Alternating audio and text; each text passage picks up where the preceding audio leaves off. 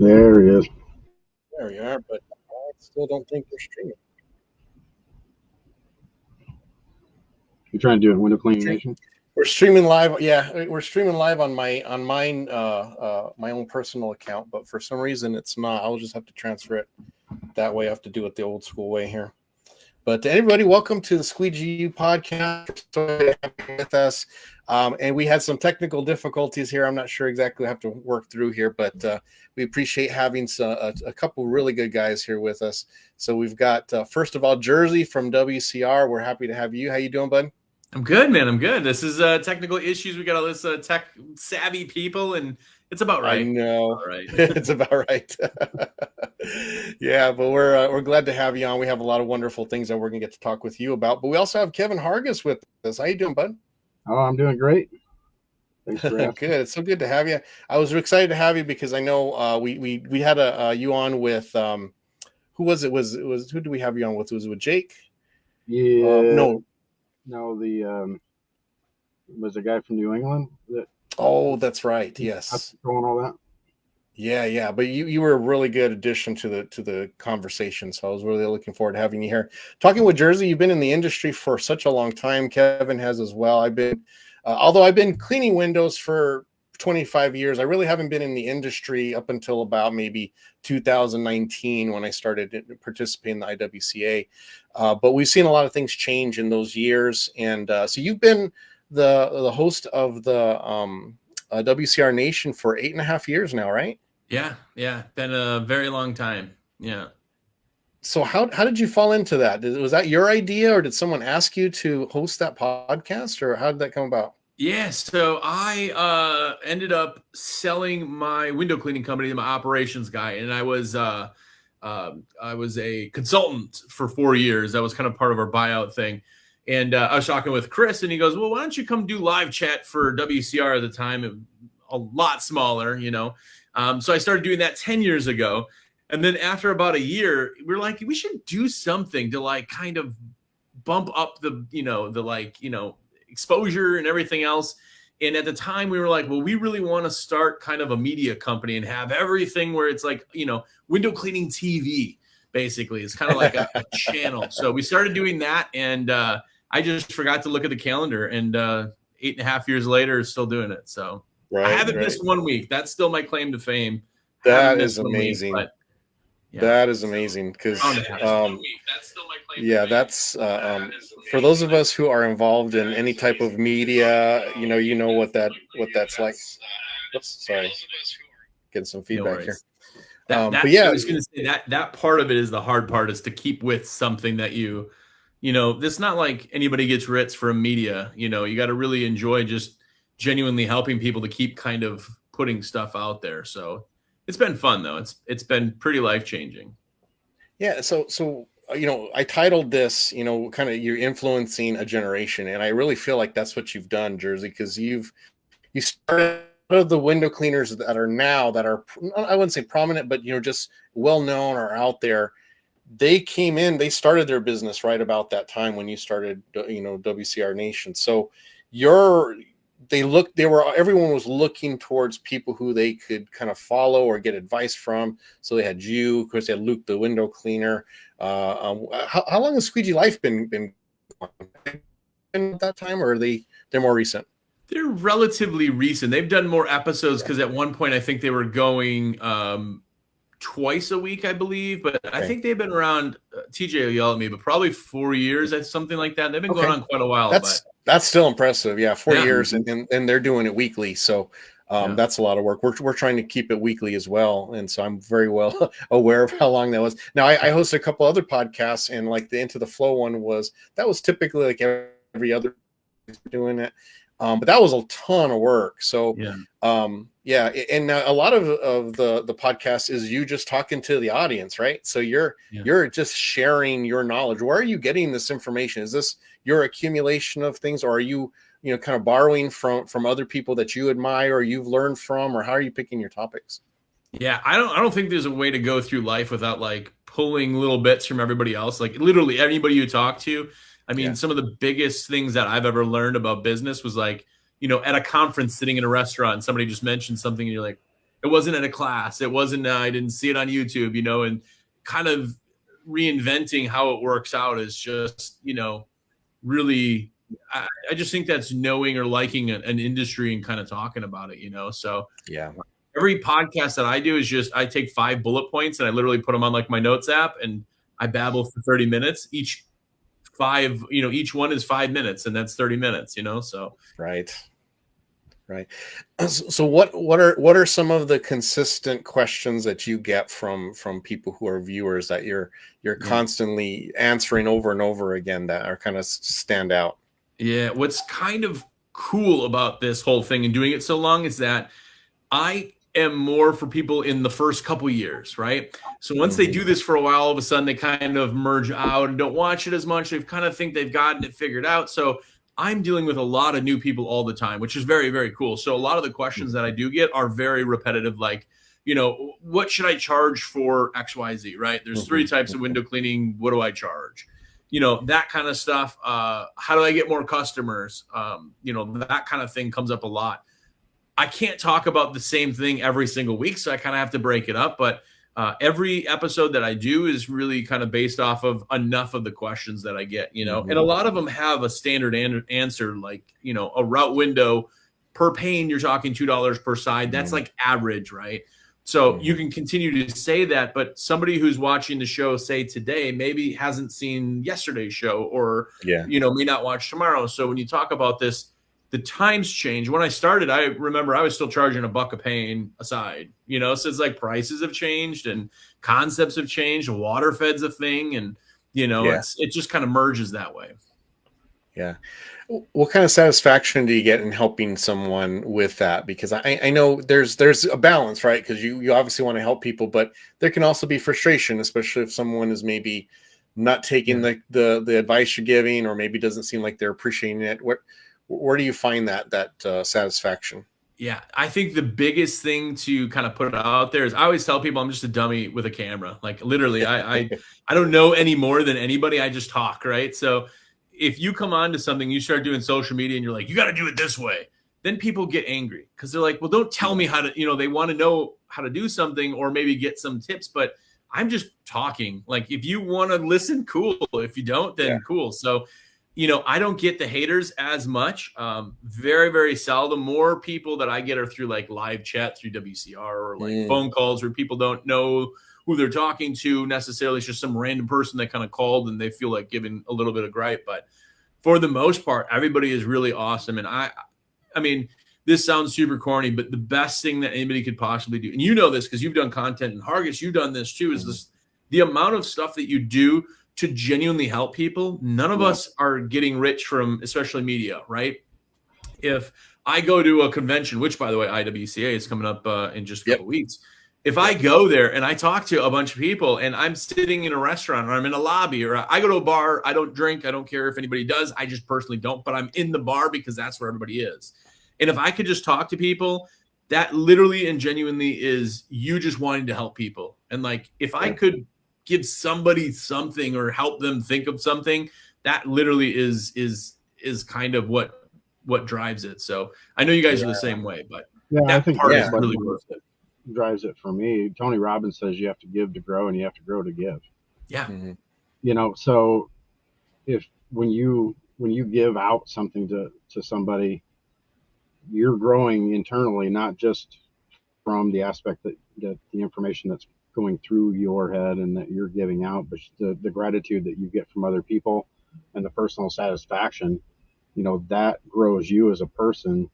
And then when you are growing, you know, mentally and psychologically, people sense that they pick up on that. So they're more likely to listen to what you have to say because it comes through very confidently. And it's not because we're arrogant. It's just because look, we've been doing this a really, really long time. You know, sometimes when people want to argue a point, say, look, I've been playing Windows for almost 40 years. So I've learned a few things and I've learned a whole bunch of stuff not to do. So just take it for that, you know, but that you know, give to grow and grow to give, that's where a lot of that comes from for me. Yeah, for sure. Yeah. I think there's go ahead, Jersey. I was just gonna say that's really it, is that you because because everybody starts somewhere, and I remember the guy who gave me my first bucket on a belt like 100 years ago. His name was Kevin Heap. And you probably have heard him or seen him around or even know of him. And he just was like, you don't know what a bucket on a belt is? And I was at a Gary Maurer thing. And he went to his car, grabbed a bucket, and he was like, here you go. And I'm like really? Like that stuck with me. That was, what was that? Like 20 years ago, And it's like, man, someday I want to get enough information where somebody will ask me something and I'll know the answer. And they're like, oh, man, thank you for that. Like that little bit of it. It's like, it's just, it's passing that all along. I had something similar with that. Mine came from Jim Willingham when they were doing like their road tour where they were driving around the country. So this would have been in at least 02, maybe. Yeah. And I remember meeting him in Kalamazoo, Michigan. And I was just like, man, he just giving me information. Fast forward 2 years, I ended up buying my first water fed system. He's giving me poles. He's like, here, I don't need this one. Take this, take that, Yeah. But yeah, it was just all that knowledge that he had. You were just kind of like enamored with how much they had done and how much they knew. And now here we are. One of my treasured possessions I have, I wanted at an IWC auction, is Jim Willingham's. He had a little notebook. And he had started putting notes of things that he thought were important for employees to learn. It was the kind of thing, you could tell it wasn't anything he intended to sell, but I won that. And it's very basic, but I think that it shows there's a difference between people who are experienced and then there's people who are teachers, right? And I think that's what I'm drawn to, the teachers.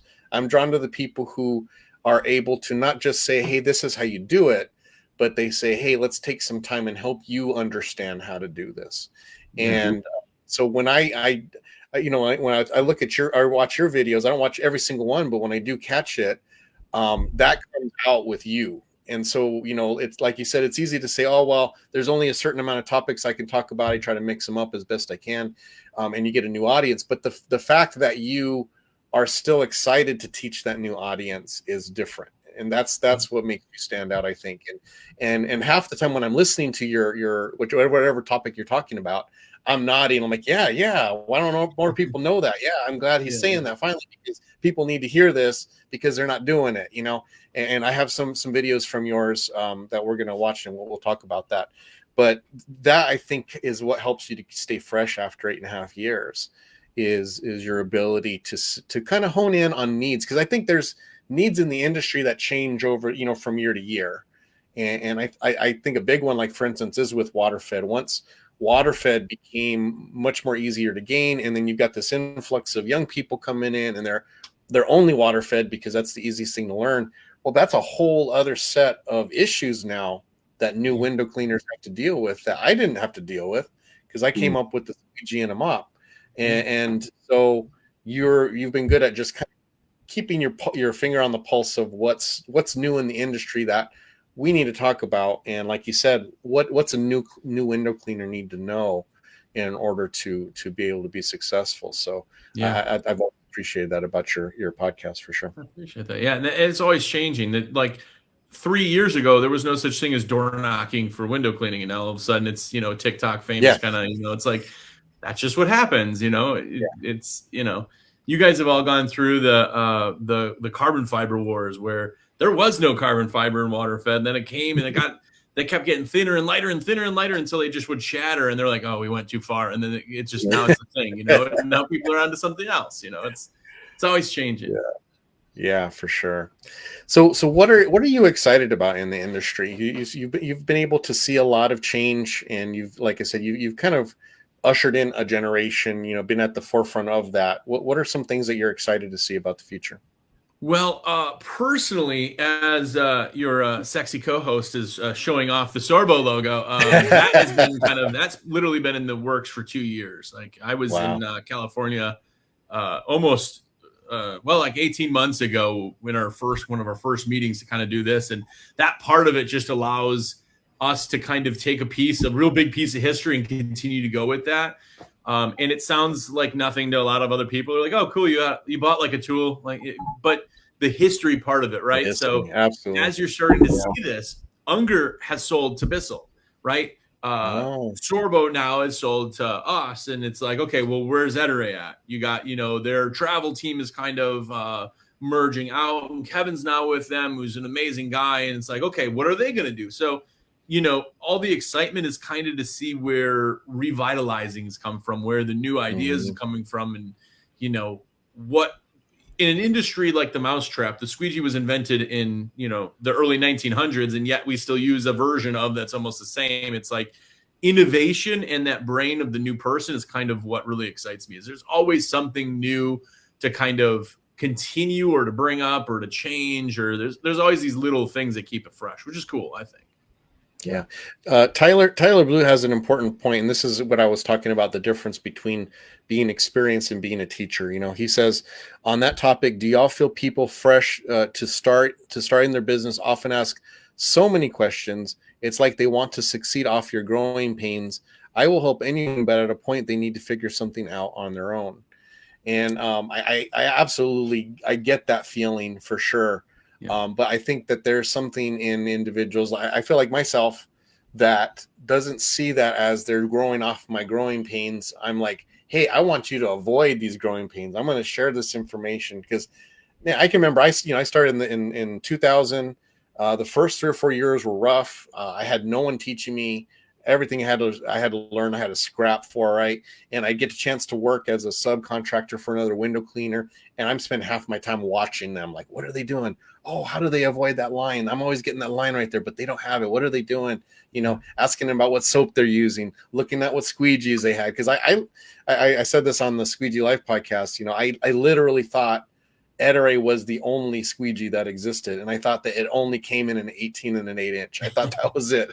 Yeah. I had no idea that there was such a variety, and for like the first 2 years, that's all I used, and so because of that, I feel like I'm more generous sharing, and I think I'm also more patient. Now, the part about wasting time, that I do tend to draw a line on. Like, if I've given advice and it's clear they're not listening to it, they just want to keep talking about it, then I'm like, okay, I think we're done. Why don't you, what I usually do is I give them a task. Okay, you do this, and then when you're done with it, you come back and talk to me, and we'll see about the next step. And they don't come back because they're not going to do it.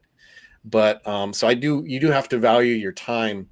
But I just think some people, they just have that in them. They want, they're teachers, and they love the feeling of, I'm passing this information on to you. And to see them succeed with that information is just like kind of special, Yeah. Well, I think for me, part of it is I would rather give more time and make sure the right information is getting out there than to sit back and not say anything, because, and I get what he's saying, and there has to be that kind of dividing point. I've had it where people are messaging me, numerous times a day at, 9 o'clock on Sunday night. They're like, hey, what would you, okay, well, like you said, you got to draw the line. However, we live in an age that has information everywhere. And the thing that you sell now is the implementation of that information. So to get it out there, that's, I think, where it kind of starts in other aspects of your business career. For me, with personal and business coaching, well, nobody's going to know if I'm any good at it if I'm not giving out good information in other aspects. So it's twofold, I think. Again, there is a line. However, giving back and making sure that the right information is out there so that, as we talked about, people don't make the same mistakes that we did, because we had a little bit more of a grace period. My first business, I started in 90. And we kind of limped that along for about 5 or 6 years until we gave up on that. You had more room for error back then. There just wasn't as much competition. There wasn't as much stuff to deal with. The spotlight wasn't on you. Yeah, and so now you can make a bad decision and you can completely lose your business. So, giving out that information, I'd say my biggest thing is I want to make sure the right information is getting out there. Yeah. You know what it is? It is the information era. Everything that has ever been spoken or ever will be spoken has been spoken, right? But it's not asking the question. It's how you ask the question. Like, Gabe, I don't think I could smack the glasses off you, and I think you'd be like, well, I don't think you're that guy. But if I asked you, like, tell me how to start a window cleaning company, you'd be like, well, I don't know what. No. Tell me, I want to succeed. How do I do it? You'd be like, okay, right. But if I said, okay, listen, I started this company 2 years ago. I'm finding that when I get customers, I'm doing these things, and I've tried EDM. I'm doing some Facebook marketing. It hasn't seemed to really go. And the reason is because my ads aren't really doing. What do you suggest? Now you got something. The question I asked is how I asked it. Now your brain goes, well, this guy's done his own research. He's asking a part of a question where I'm trying to fill the pieces in. The problem ends up being and I don't want to sound like the old guy because I'm 30 right now, but dude, I am so on everybody's lawn. Yeah, it's great lighting. But you get these young guys that come in, and it's no fault of their own. But I can go to ChatGPT and I can go, tell me this, and it tells me, boom, right? So guys that come to you and they go, what's the best squeegee? Yeah. Well, I like, we'll say Sorbo. I got a Sorbo. Why is that the best? Okay, calm down. Like, it's not the questions that are being asked. It's the respect and how it's being asked. So that's exactly 100%. Yep. No, I respect goes a long way. And also the degree of respect shown me also is commiserate with the amount of time I'm willing to give somebody and have a conversation with, and there's difference between answering questions in DMs and actually scheduling a time to talk, right.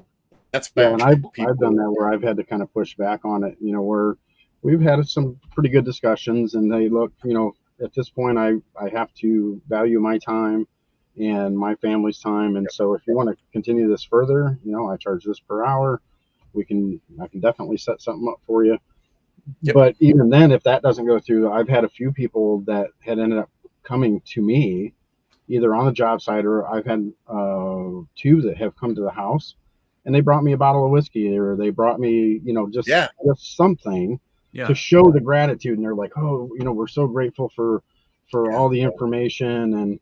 And the one guy, he had this notebook, and he's okay. So I've got 8 questions. Is it okay if I ask all 8? And I'm like, yeah, just read them off, because we're gonna sit here and have a drink while you read them off. Yeah, for sure. Jake Van Orden makes a really nice point. He says, best case is when you're taught by a true pro. You can learn so much so quickly.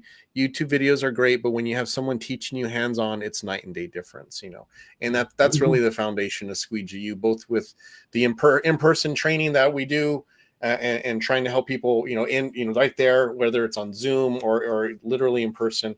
But, we have a consultant program, and that's really where we're going to be pushing. And Jake's going to be one of those guys that is a true pro that has the business behind him that backs up what he says. And we're going to hopefully have, 5 or 6 people that we can say, hey, what are you wanting to do? Here's a consultant that can meet your needs. And like Kevin said, you're going to pay them. You're going to appreciate and show respect for their knowledge and pay them for their time. And Squeegee U is just taking a little bit out of it. It's really more going to be a resource for them and help them to build their consulting business on that. And but we want anybody that whatever subject you're needing help in, we want a true professional available to them if they're willing to pay and take the time and effort to learn from them. So that's what we're really hoping to do there.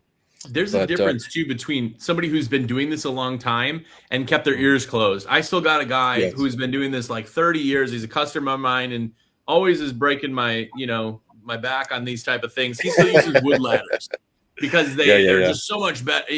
Some people got into this a very long time ago, but they've not at all wanted to change. And they're still the guys using flip phones because they're like, this is what, that doesn't bring much value because I don't want to hear what was great 20 years ago. I would love to hear the stories, but I don't need you to prove to me that wooden ladders are better. So you got you fan better when you got a bunch of splinters in your hand, Jersey. You know that, right? That's right. I can't keep staff. That's because you're making them carry wood ladders. They're not sticking around. Very cool. So what is your favorite thing about the podcast? What do you enjoy? Because I know obviously helping people is one, but that's kind of a given. Do you find yourself being introspective about the information that you're sharing? Yeah. So a lot of people say this too. And if people have listened, they go, well, you always talk about, say, the dentist clothes. That one thing, which is a joke, actually, Micah, I think, was one of them that posted it when you said he didn't know about the dentist clothes. That's one thing that I talk about a lot because I will literally, again, sounds very corny, but I've had people in tears talk to me and they're like, you literally changed my life. Like I have kids. I have kids in a house because of the things like that sounds awesome. But really, when you look at some of this information, I could tell you like, oh, cool, try this channel. That's awesome. Mm-hmm. Okay, that is what it is. But when it comes to business, if I can create something or drop even a little nugget that helps somebody else think of something where they go into expanding a business to a point where now they're healthier, they're stronger, they're making more money, they're providing better, that literally is, you have the possibility to change someone's world. And that changes it for their kids and their wife and spouse and their family. And that part is really kind of cool. It's like any of us that have employees, right? They exist in everything that they buy. If they get a new car, if they get it's because of you and what you've created in the company. And being able to do that on a larger scale has just been really just genuinely amazing. I mean, Christmas time, I had like 17 text messages that were just literally like, Merry Christmas. Like nothing. They didn't ask a question. They just wanted that. I always thought of like that. To me is pretty amazing that I could even be part of that. Yeah, for sure. Yeah. And I think that's another, I if you notice, I kind of like break people into personality types all the time in my head. And so the way you're describing is an employer who's like a caretaker, right? Yeah. So they don't just see their role as, I'm here to make as much money as I can off of the backs of my employees and as much as they'll give me, and I'll pay them a wage, but bottom line, I'm going to squeeze them for whatever I have. Then you've got the person who recognizes, hey, the fact that I'm providing this employment to this individual is allowing them to care for their family, to send their kids to college, to pay for medical bills for themselves, their family, or their parents, to, the number of different things. We're providing an employment that hopefully helps them to achieve their goals that they have in life. And when you have that perspective as an employer, it changes the culture of your business. There's a company in town that we have where I end up getting a lot of in fact, I have 3 employees that came from here where it is absolutely just, their employees are just meat machines. They are in there to do as much work as they can. And as soon as they're not useful, they're out of the door, and it's just, the turnover is just constant over there. Mm-hmm. And they turn out some really good workers. My number one, my lead tech right now is from there, and he is just awesome. I can't imagine any company letting this guy go because of how hard he works and how dependable he is and how diligent he is and how much he cares about the job. But I also think that's because he appreciates what he has here, that I am a caretaker and that I want him to achieve his goals. He's got a son. I want him to be able to be there for his son when he has his things. And he's, when you work for someone like that, it makes a big difference in their desire to stay with you. And they'll take even less money sometimes because they want the culture and they want the freedom to be able to do the things they want, as opposed to just getting more money, that has a value to them. But it's important, and understanding that makes a big difference with how you are able to grow your business with quality employees, because those are the guys who stick around. Not the ones who are just after a buck. And have you had a boss before that you remember, like when I was younger, like that guy, like genuinely said things to me or did things to me or like helped me in certain ways that I cannot be the person I am now because of that? And that is the part that I think that's everything in life, though. I really do genuinely think that your job in life is to just be an awesome person, and the only person you can control is you. If everybody else wants to be mean to you, great, but you keep doing you. Yep, absolutely. Well, on that word, I want to watch some of your videos here, and we can discuss a couple of the points that you're talking here, because I think you hit on some really solid things. So let's watch the first one. Hey now, today's small business tip is that you are focused on the wrong piece of your company. Remember, experience is why people rehire you.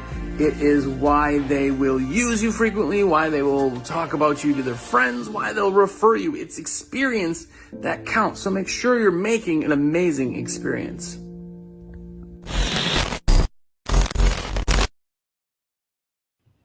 Yeah. All right, so let's talk a little bit about that. So what to you is an experience? What do you mean when you say that? So I'll use this for an example. This iPhone is a computer that is the same iPhone that has been around for the past probably 5-6 years, right? To some degree, it's a little bit faster on paper, but it's the same thing. And yet there's people that go out there and they buy a new phone and they wait in line and they do. It's because you get the box and there's no edges on the box and you open it and everything's lined in plastic and you gotta take the. I mean, every time you buy something, your kids go, "Oh, can I take that off?" And they gotta peel it. I mean, that experience of the new, of the this, that is what it is. You get the phone, you go, "Oh, great," and you throw it in your pocket, and that's it. In window cleaning, so many people I find more in the newer kind of, I've started a business, they go, well, if I do great work, I will be, brought back. And it's like, yes, you can't suck, but it's the experience. Did you make them feel awesome? Were you just genuinely nice to them? Did they feel like, think about if you could go to every customer and bring them a fresh baked chocolate cookie and a fresh cup of Starbucks. Like that little thing, obviously, it costs you, it'd be a hassle. But if you showed up and they're like, oh my gosh, this guy came, my window cleaner came and he had a fresh baked cookie, that's the experience. He didn't talk anything about windows, right? Mm-hmm. When you look at reviews that people go out of their way to write, they don't go, these windows were the cleanest windows I've ever, they say something about, they did great work, but the techs were so nice. They even took their shoes off and they're explaining everything else that went with it. It's the experience of having this treat yourself to get your windows cleaned.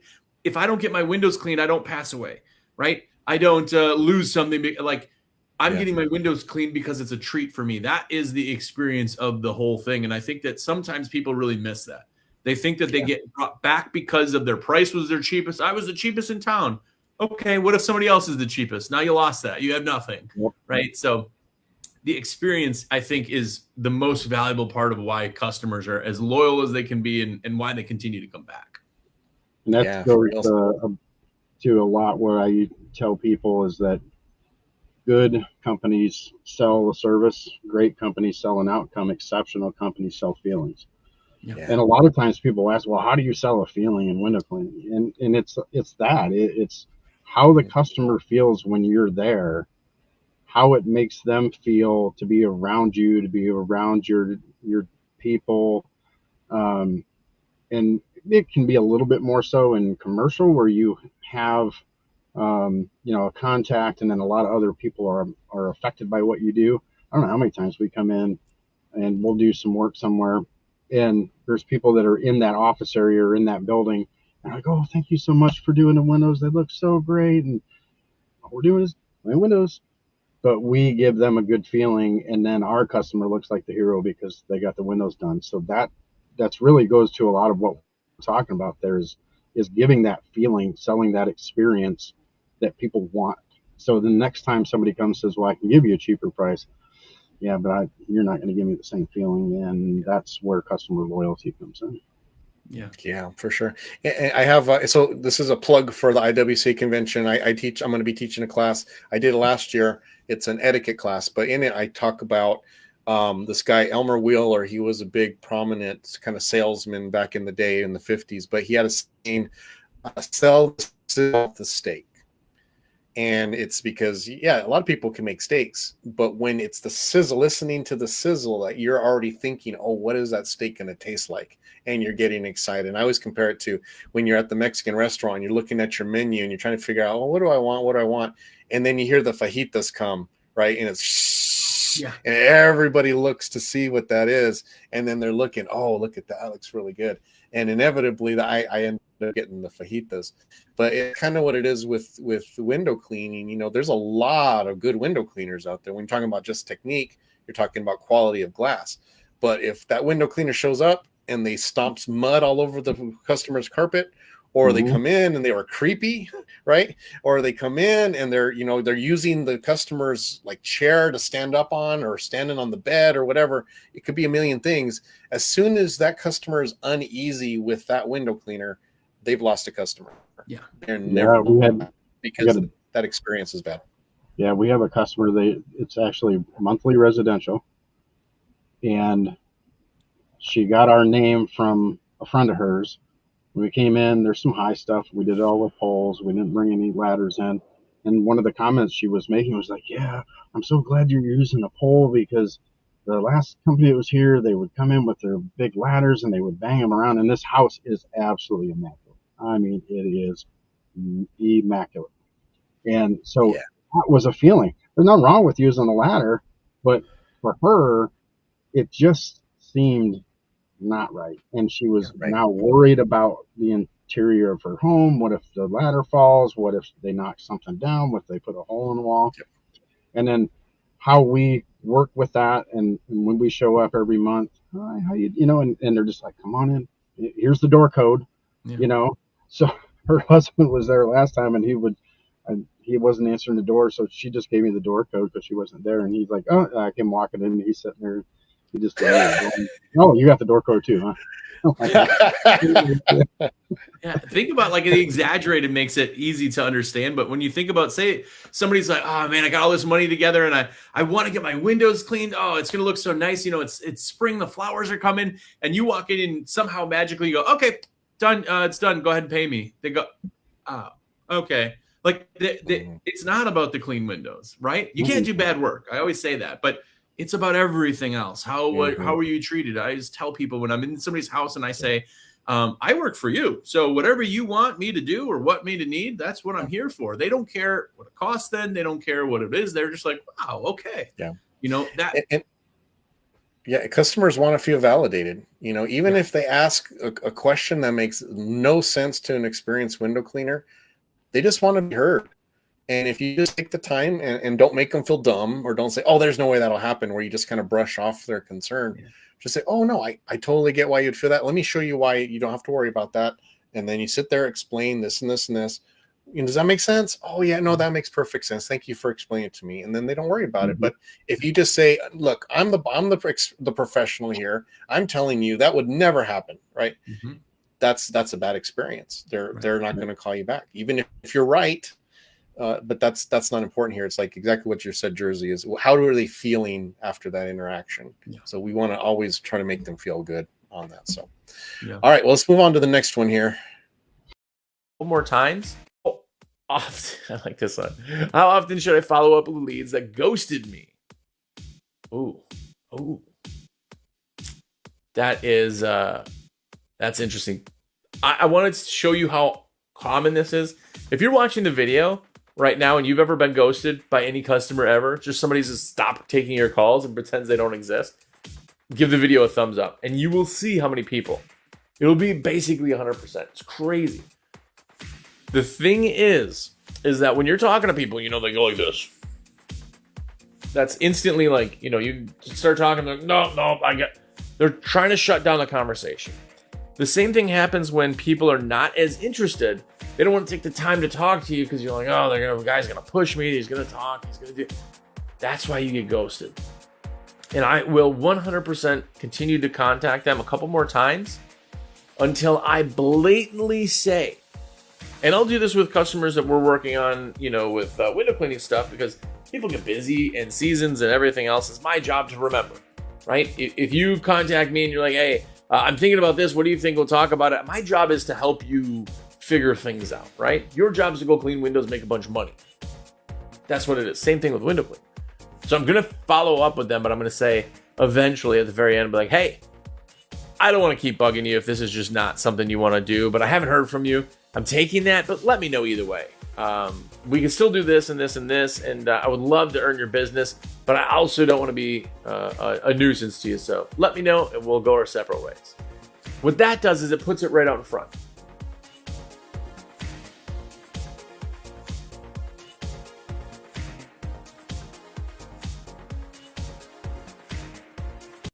All right, so I love I love that advice. I wish I had that advice when I first started out, because I probably let so many customers go simply because of not following up. So why don't you share a little bit about that show and what's people worries?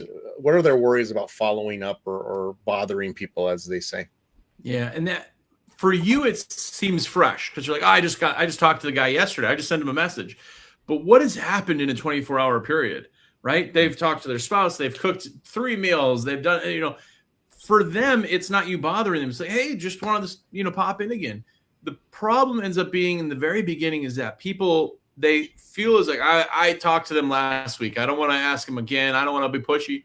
They literally forgot about you. And how many times in your life have you done something where, eventually, like, oh yeah, that guy never called me back. Huh? Guess he didn't want the sale. And you're like, in your head, you're like, well, why didn't he follow? Why didn't he pursue me? Why didn't he, right? It's that idea of, I don't want to bug somebody, but it's because it's on your brain. It's never been on theirs. So Yes. a lot of people lose that, though. It wasn't just you. It's like a lot of people, I think, leave a lot of stuff out on the plate because they're out on the table because they're too scared to be, a nuisance really or a bother. Yeah. And that's exactly right. I feel, because I'm just thinking about myself. Like if I've talked to someone and I'm interested in doing business with them or using their service or whatever, just any type of interaction with them, and we plan something ahead, exactly what you said. I'm a busy guy. I mean, I'm busy. I'm doing something completely different from 1 hour to the next, Yeah. And so my brain only operates in a certain level. So the chances of me, unless I put that in my calendar, I'm going to forget. So when someone calls and says, hey, don't forget about that thing we talked about, I'm appreciative of that. I'm like, oh, thank you so much. And I really thank you because I totally forgot. Let me put that in my book now so we don't forget about it. And, window cleaning isn't the most important thing in the whole world. They got a bunch of other things they're worried about, but it still needs to get done, and not being afraid to repeatedly ask. And I think the way you worded it in there, hey, I don't want to bother you. I feel like you really wanted the service. I just want to make sure you remember. And if we can do something, let's do it, Yeah. But when we first got our website, we used Nice Job, and they were kind of a reputation management company, but that was their thing. There's like 4 times. We're going to ask them 4 times. And right away, it's like, my cackles go up. Like, I don't want to bother them that much. Yeah. That's what you need, 4 times. And if at the 4th time they don't answer, then you're okay letting them go after that. But give them 4 opportunities to do whatever business thing that you want them to do. Yeah. There's just so much information. They estimate now that we process, or at least have come in front of us on a daily basis, 71 gigabytes of information. That is a lot of stuff. And if you're dealing with somebody that has a professional job, if they run a company themselves, if they're president or CEO of a company, or they're just doing a lot. They've got kids, they've got all kinds of things going on. There's so much information there that they have to process. It's really easy to forget. Numerous times when I've done that, they're like, hey, just following up with you. Oh, I meant to call you back. And yeah, just put me on the schedule. And there's been a few times where it's been somebody that requested a quote, and I'll say, hey, just wanted to, follow up with that and see if I can still give you that quote. Just put me on the schedule, because they're so busy, and so we'll go out and do it. We give them a fair price, and they're happy. Well, and that's if you're pushing, people don't want to be pushy, which I get, right? If you go to a car dealer and the guy's like, what can I do to put you in the car? You're like, I'm just looking. You're like, well, I'd like to sell you the car right now. And you're like, okay, I'm just looking at these cars. And you're like, well, if we run the numbers, now that's pushy. Yeah. People take that and they associate it with me calling somebody one day and I didn't hear from them. And then I call them the next, like, hey, just check it in, right? If somebody calls me or talks to me and they're like, oh, you know what? We're not interested right now. Nah, no worries. If anything changes, let me know. I'll hit you back in like a month. That's not pushy. That's not, even though they said no, that's not pushy, right? If they're like, oh, no, I'm not interested. And you're like, what if I could do a better price? Okay, calm. Like, people associate both of those and they're very, very different things. Yeah. And priorities change too. I know, I can't remember what service it was, but there was one guy in particular and it was a cold call. I talked to him on the phone. We did a Zoom meeting. It was interesting. Wasn't the most priority on my list right now, right? But it was interesting. So I told him, hey, why don't you check back with me in a month? That dude checked back with me every single month for 6 months and didn't make me feel bad for saying I'm not interested right now. And then on the 6th month, I finally, worked with him on it. Yeah. Because the time changed and the time came where, hey, you know what? This is now more of a priority for me, or I have the time to be able to do that. And that's the way it is with our clients, Yeah. Like Kevin said, a lot. Good. Yeah, I was sorry. I was going to say, like Kevin said, like a lot of times they're just like, well, gosh, right now it's just, and they're not saying this because they're not saying anything, but they're just like, not right now. Hold on. And then you ask them next and they're like, okay, cool. I got time to think about this. Yep. Yeah. Yep. Exactly. All right. We got one more clip here I want to watch here before we run out of time. No, they're wrong. But how we respond is like it. That's the opposite way where they're like, obviously this guy's not giving a free window cleaning to a guy that he thinks this happened. This didn't happen. I know they're crazy. You can go in the same review and say, hey, James, we looked at our books and unfortunately we actually were not the company that did your service at all. I'm sorry you had a bad experience with another window cleaning company, but if there's something we could do for you or show you what an amazing company's like, please give us the opportunity. There's other people out there going, I can't, this 5-star, I gotta get this thing taken down. No, you don't. All right. So why is it so important to keep your cool when you get a bad review? Yeah. People think that it's a negative to get a bad review, which I guess in theory it kind of technically is, but it's not. Because now if I look at something and I'm on Amazon, I know everybody shops Amazon. You look at it, it's like 100% good reviews. I'm like, that doesn't, but I go and I look at the bad reviews, right? If I see somebody and they gave it a 1 star and it's like directions are too hard, I go, well, that guy's dumb, right? Like I can see why they got a 1 star, right? Or, the package came dented. Well, that's FedEx. That's not them, right? So I'm going to see what their actual complaint is. And if somebody comes to you and they go, oh, this guy is, he came and did my window and, whatever the thing is, they say, the reason you get to go back in and reply is to go, hey, I'm sorry, Gabe, you had this bad experience, but if there's anything we can do, unfortunately, this thing that happened, we did bring that up to you, and I wanted to make sure that you're aware of it so it wasn't a surprise. Say there's hard water, right? Hard water is a restoration. I had mentioned we can take hard water off, but it's an acid wash. It's a whole other process, and if this is something that you want, please let me know. Now, when I go look at that bad review, I don't go, well, this guy left the windows dirty. They went, oh, it's okay. It's hard water. They did talk about it. And now it makes that whole thing seem real. And you just gave somebody the best opportunity to really see who you are. Yes. I think that's so important because I know for me as a consumer, from the consumer part, if I'm hiring a trade of some sort, a plumber or landscaper or whatever, when they I look at their response to the bad review, I'm putting myself in the position, what if I have a complaint against that person? Yeah. What if I have a legitimate complaint about them? How are they going to respond to me? Are they going to yell at me? Are they going to tell me I'm crazy? Are they going to disregard my concerns? So we're actually auditioning for the customer when we respond to those negative reviews, and we're showing, hey, if you're basically telling our good customers, if you ever have a problem, listen, I'm going to hear you, and I'm going to do whatever I can to make it right. So I'm guaranteeing our service. You're most likely never going to have a bad experience with us. But if you do, we're going to listen to you. We're going to hear you. We're going to take care of you, and it's going to all work out. Because hey, how can you go through life without having some bad experience with the contractor, right? It's just life. But if they're reasonable and they're working hard to make it right, I get that. I'm going to work with them on that. So we got to show them that we're reasonable. That we don't think we're perfect. We don't think we're always right.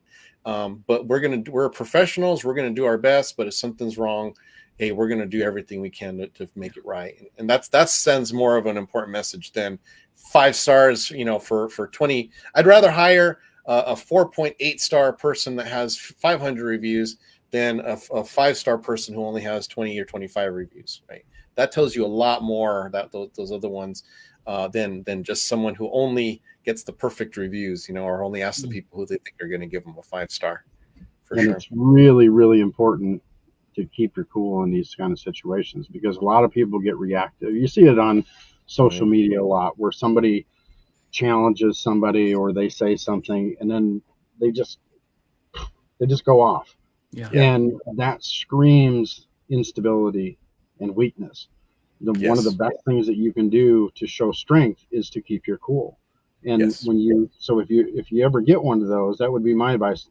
Sit down and think about it. Talk to somebody about it. Don't be reactionary, and then formulate a good response to it. Even if you did screw something up, formulate a good response to it, because that's what's going to show your other customers or future customers that you are a strong company. You take care of your customers, and that you will make things right. I always talk about years ago, Marriott did a study on their customers, and they put them into 3 categories: stayed, had no problems; stayed, had problems, but they were fixed to their satisfaction; stayed, had problems, and they weren't fixed.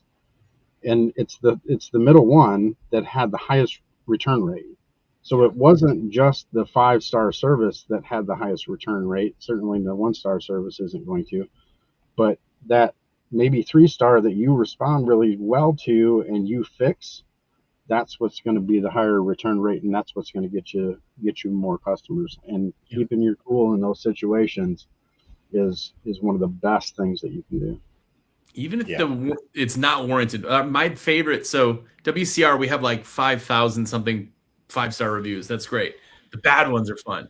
One of them, my favorite one, was I think I know which one it is. Because to save money, we cut all of our 18-inch channels down to 17.5 inches. And that is every channel on the planet in any brand. The rubber is 18, but the channel's not. So we got the chance to go on there and go, well, actually, I'm so sorry that you felt slighted with this, and we don't cut channels, so it wasn't anything we've done, but every brand and every channel, blah, blah, blah. I think we even refunded that guy back for his channels, but it was basically to put that out there so people read that go, what? You think the guy gave a 1-star review because of something that's common knowledge? It's like, I bought these one time. And you're like, well, yeah, it's just that part of it's kind of interesting that shows more who you are than it does just what you're supposed to say. Yep. Yes. No, I remember that post. That was hilarious. That was really, really funny. That's great. Yeah. I think you can't help but hilarious because people have bad days. Like this is really my genuine thing on life, but everybody's like garbage trucks, right? They go to every house and pick up garbage all day long. And eventually they have to dump it out. And sometimes we're the landfill, right? Sometimes somebody had a terrible day, but you're the guy that got dumped on because you were the last one to make some little itty bitty thing. And you're like, what is this guy blowing up for? It's like, it's not you. It's not the situation. It's everything else, Mm-hmm. Yep. No, that's true. Just kind of going off of what Kevin said too. I always tell my guys, don't be a reactor, be a responder. When you're a reactor, that's an emotional response, right?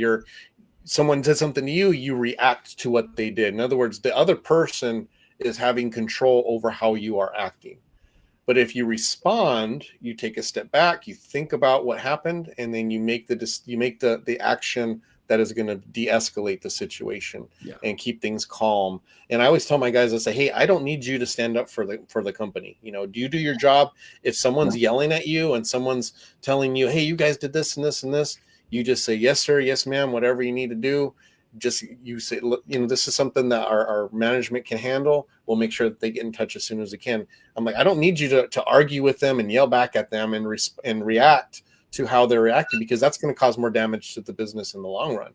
Instead, just stay cool, respond in a calm way, and let me handle it. And if I got to yell, then I'll yell, but that's my name on the business, right? But that's, I don't want them to have that responsibility or feel that way, because, the majority of the time, a calm response can bring them down, or even just that's a really good point. I'm so glad that you told me that. I didn't realize this was an issue. I'm going to implement that. The very next meeting that we have, the team meeting, I'm going to bring this to everyone's attention to make sure we don't do that again.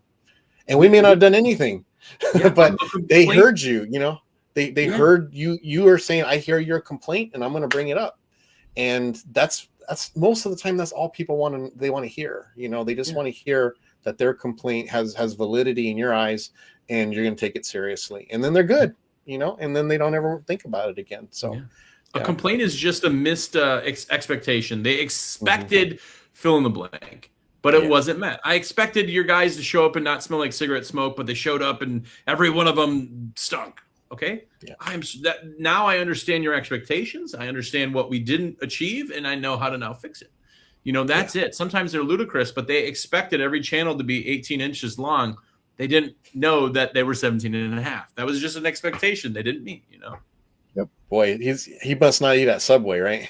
He's going to be really disappointed. That was my first time. He's really mad when he finds out there wasn't his food. He's walking in there with the tape measure, like, wait a second here. Anyways, it's customer service, though. You have to. We have 144,000 customers. I'm guessing a couple of them are probably looking just to fight sometimes.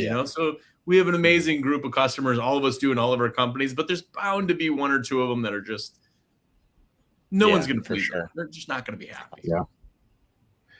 Yeah. Well, Jersey, we appreciate you taking the time to come on the podcast with us. We had a great time with you, as we knew we would, and we'll definitely have you on again because you always got a bunch of good stuff to say. But you're going to be at the IWCA PAWNA convention coming up here, the Elevate convention.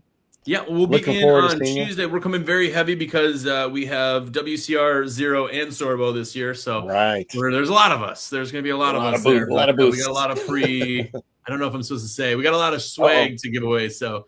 Ooh, all right, you guys heard it. If you go just to get the WCR swag and the Sorbo swag and the Zero swag. I have to say, there's nothing better though when you show up and like you're at the airport and guys are walking around with WCR stuff. It's kind of cool. It's like cool. When we started, Kevin knows, we were just guys that cleaned bird poop off windows. There wasn't a culture. Right. So now that there's a culture and guys are like, no, this is who I am. This is what I do. There's like this pride thing, It's very, very cool turn of industry.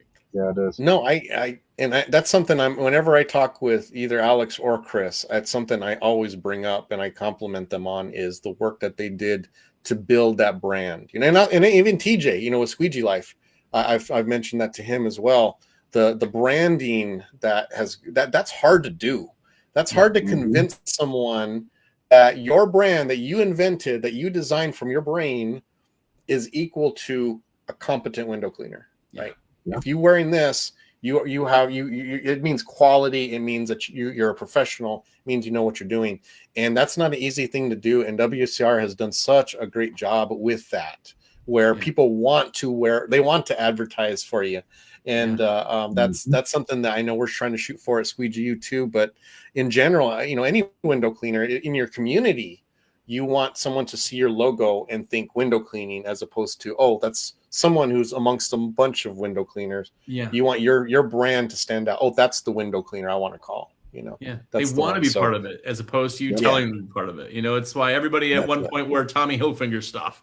Nobody knows Tommy. They just like the brand. They like what it stood for. They like whatever. And that's kind of cool, Yeah. So congrats on that, and congrats on the Sorbo acquisition. That's huge. That's history right there. So it's very cool. That's very cool to be part of it. Yeah.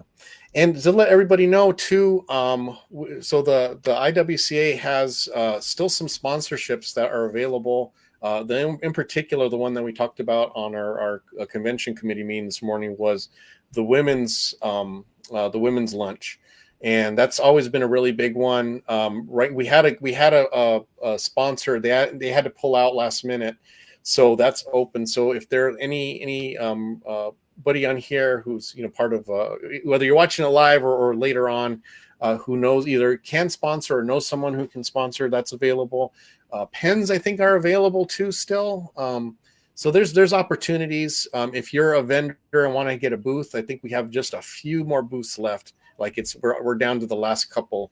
So if you want to snag a booth last minute, sneak in, that's something that you can do as well. So, Jake Van Orden says he wants an entire jogging suit of WCR, so you'll have to get that there you go, for him. By the way, we've paid people to get tattoos. They're like, I want this tattoo. We're like, we'll buy it for you. And there's like a dozen people out there with WCR tattoos, which that's I don't hilarious. Do, but hey. But anyways, thank you, Kevin, for joining us too, bud, for taking time out of your work and busy schedule to hop on. And anything else you want to promote on your way out, Jersey? No, I just, if you guys need anything, that's what we're here for. Literally, window cleaning resource is just that resource. So check that out, and check out Nation.